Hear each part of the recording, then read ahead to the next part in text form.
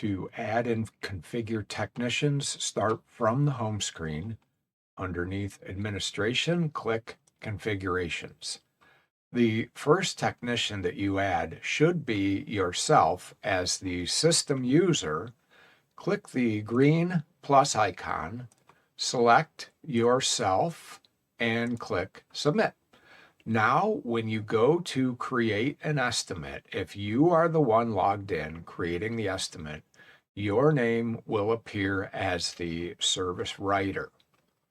To add another technician, click the green plus icon. If your technician is a system user with their own login to our software, you can select their name and click Submit. If you have a technician who is not using the software with their own login, click the add icon and then enter their name.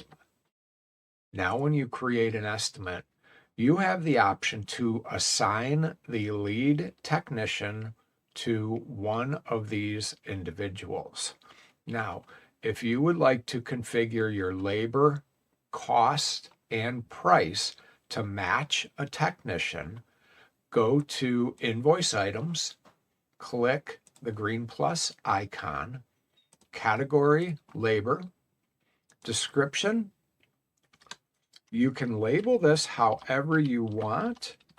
We suggest Labor Tech 1, and then you know that your Technician 1 is billed at $100 an hour and your cost is $42 an hour or whatever that might be. Let's see how that looks on an estimate. New estimate, and we'll select a sample customer and vehicle. So the lead technician, sample shop owner, that would be you. This will appear as a service writer, or you can select Ron as your lead technician and add labor. Labor for technician 1, that would be assigned to Tech 1, and it's automatically populated with your cost and your rate. Save and view. Now we have Labor Tech 1.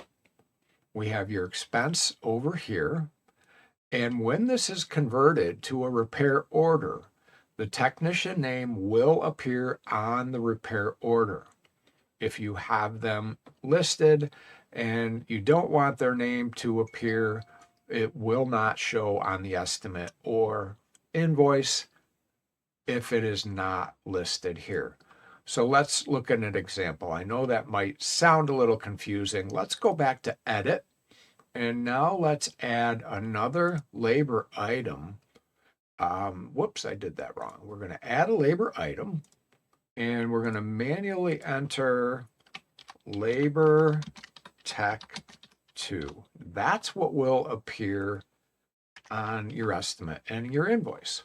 When you select Ron Alexander as a technician, his name will not appear. So let's see how that looks. So now we have Labor Tech 1, Labor Tech 2, but on the profit and loss for time tracking, we do have their names. If we convert this now to a repair order, we can see that their names are on it. So if you like to print this and hand it out, each technician will know what they're assigned. And once it's converted to an invoice, their name will not appear to the customer. So back to configurations.